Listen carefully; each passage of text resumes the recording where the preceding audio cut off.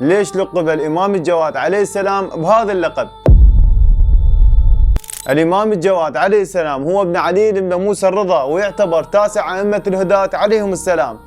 وكان الإمام سلام الله عليه بزمانه وبزغره كثير الجود والعطاء، ولذلك لقب بالجواد عليه السلام، ويعتبر من أكثر الأئمة عليهم السلام بركة على الشيعة، مع العلم أن أهل البيت عليهم السلام كلهم بركة، لكن الإمام الجواد اختص بهاي الميزة بزمانه، لأن الإمام الرضا عليه السلام بزمانه وبإمامته كانوا يعايرون به ويقولون أنت لو إمام معصوم وحجة كان لك وريث ثورث هاي إمامتك، لأن الإمام الرضا عليه السلام كان لمدة 40 سنة خلفته بس بنات وما عنده أولاد، إلى أن الله تعالى كسر هاي الحواجز كلها وبشره بولادة الإمام محمد الجواد.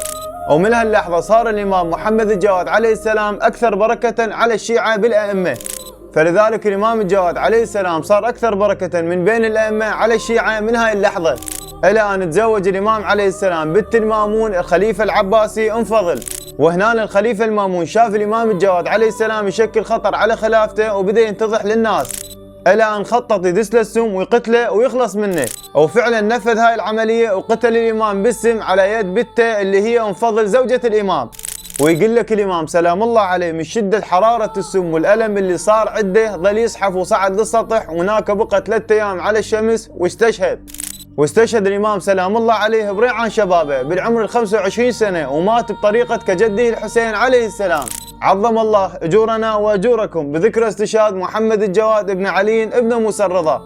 وبالنهاية الله يصلح عزانا ويصبر قلوبنا وينالنا الثواب من هذا المصاب العظيم.